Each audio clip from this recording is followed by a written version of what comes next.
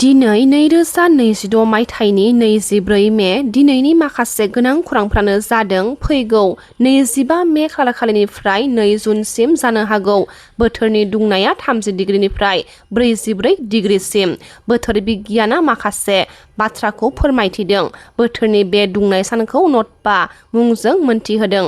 बोथोरनि दुंनाया लानो हागौ गिलु-बालु महर।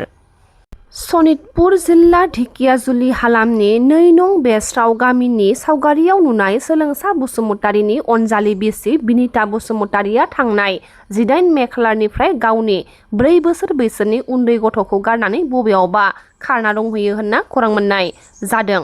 आंगो फिसायनि फोरमायनाय बायदिब्ला नखराव जेबो नांलायनाय गैयामोन, थेवबो मानि जाहोनाव खारलांखो जेबो गुमुर मिथियासै। बेनिखायनो गिदिंना न' फारसे फैफिनोबा गथ'नि खाथिराव गनायना लाफिनगोन होनना फोरमायदों आंगो फिसाया।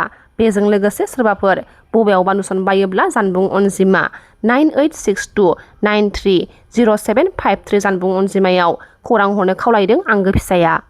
थांनाय साननि मोनायाव सिखना जोहोलाव नेशनेल पार्कनि सिङाव मोनसे गिख्रंथाव हाग्रानि जिब-जुनारनि जाब्रबथाय जादों, जायनि जाउनाव पार्कआव गोमालांनो हमनाय जिब-जुनारफोरनि रैखाथि आरो रैखाथिनि सायाव गोबां जिंगा सिखांनाय सोमजिदों। खौरां मोननाय बायदिब्ला श्री गौतम घोष मुंनि सुबुङा सालायबाय थानाय AS19K0106 नाम्बारनि मारुति वागन आर VXI मुंनि गारिया मोननो थाङै गल्डेन लंगुर आरो हर्नबिलखौ एक्सिडेन्ट खालामना जिउ खोमायो। एथलेटिक्स फेडारेशन काप 2026 आव हौवासाफोरनि 100 मिटार बादायनायाव गुरिन्दर बीर सिंहआ 10.9 सेकेन्डनि गोख्रों समजों गोदान हादोरारि रेकर्ड सोरजिनानै सनानि मेडेल देरहानो हादों होनना खौरां मोननाय जादों। बे देरहानाया भारतीय एथलेटिक्सनि थाखाय मोनसे जारिमिनारि सम, जायजों गुरिन्दर बीर सिंहआ बे इभेन्टनि जारिमिनाव सबनिख्रुइ गोख्रैसिन भारतीय स्प्रिन्टार महरै ओंखारबोदों। सीपीआर डिभिजननि गेजेरजों भारतीय सानथ्रिया लाइमोनफोरखौ थुलुंगा होनो आरो हादोर गौथुमारि आरो सिबिथायनि सानस्रिखौ गोख्रों खालामनो लिकाबालीआव प्रजेक्ट नवभारतनि सिङाव मोनसे थुलुंगाथाव आउटरीच हाबाफारि खुंदों।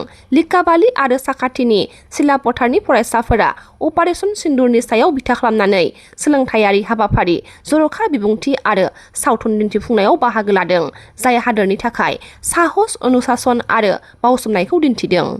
गुवाहाटीनि ISBT बास टार्मिनेलनि साखाथियाव गरसुक पुलिस थानाया सालायनाय मोनसे जर'खा अपारेशनाव जिब फालांगिजों लोब्बा थानाय 2 सुबुंखौ हमनो हादों होनना खौरां मोननाय जादों।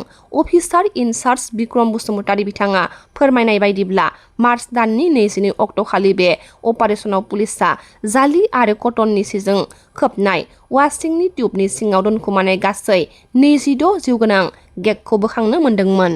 क'क्राझार पुलिस बिफाना गसाइगावनि मोनसे चेकपइन्टआव मोसौनि जाग्रा लाबोनाय मोनसे ट्राकखौ होबथानानै गारिनि सिङाव दोनखुमानाय आयेन बेरेखा 30,000 बथल क'डिन सिराप बोखांनो हादों। लोगोसे ओनसोलाव ड्राग्स फालांगिनि हेंथायै गोख्रों नायबिजिरनायनि बाहागो महरै बे अपारेशनाव ड्राइभारखौबो हमनाय जादों होनना खौरां मोननाय जादों। मानगोनां आसामनि गिबि मन्थ्रि बिथां डक्टर हिमन्त बिश्व शर्मा बिथाङा दिनै गोदान दिल्लीयाव लुनाय आसाम भवननि जौगाखांनायखौ नायगिदिंहैदों। मानगोनां गिबि मन्थ्रि बिथाङा लुनायनि गासै बिथिंफोरनि नायबिजिरनानै बिबानगिरिफोरखौ सम आरो मानथाखो बायदियै खामानिखौ आबुं खालामनो बिथोन होदों। ACMआ लुनायनि गासै बिथिंफोरखौ नायबिजिरनानै बिबानगिरिफोरखौ समनि गेजेराव आरो मानथाखो बायदियै बेखौ आबुं खालामनो बिथोन होदों। गिबि मन्थ्रि बिथां डक्टर हिमन्त बिश्व शर्मा बिथाङा मोनसे समाव BPF दोलोआ आंनो माखासे अफार होदोंमोन होनना एस जकिं बिथाङा खौरांगिरिफोरनि सोंथियाव फोरमायथिदों। बिराद सोंलु ओंखारबाय थादों। सोरबाया बुंदों ससियेल मिडियायाव ओंखारा, सोरबाया बुंदों आसिखौ मानो दानस'ना लायाखै। एक्सुवेलि बेयाव आं मोनसे टपिकखौ बुंग्रोनि। जेब्ला सासे गथ'आ होनदोंमोन दिपेन बर'आ जेनोब्ला आं आसि दानस'गोन, नाथाय बेखौसो आङो बुजायना होदोंमोन जे दिपेन बर'आ जेनोब्ला आंबो ससियेल मिडियायाव ओंखारा। दा आसि दानस'दों होननाय आं बैखौ लाबोगोन होनना बुंग्रोदोंमोन। थ' बे बाथ्राया सैथो। थ' दिनैनि थारिखआव बेफोर मोनफा मोनफा इलेक्सननि डायलग, नङा होमबा? थ' इलेक्सनाव बुंनो हायै मा राव दं? थ' आंनिफ्राय दिनै बागे बागे नेता आनखि आसामनि chief minister doctor Himanta Biswa शर्मायाबोथ' मोनसे समाव राजनितिखौ आङो टेक खालामगोन होननानै बुंदोंमोन ना, राजनितिनिफ्राय आं ओंखारगोन होनना बुंदोंमोन। थ' बेबायदिनो दिनै मानव गेदार जोंना हाग्रामा महिलारि समाबो मोनसे समाव गोबां सक्ति होदों।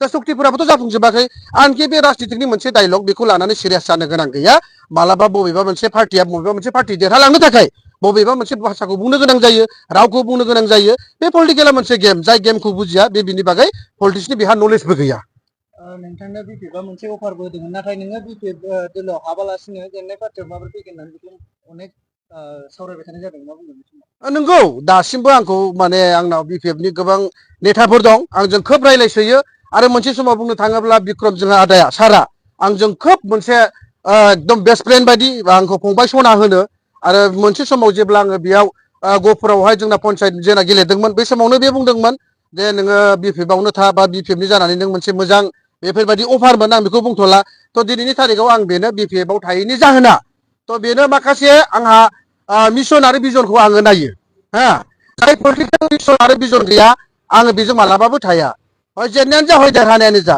थ' दिनै जोंनि गहपुराव जि जोङो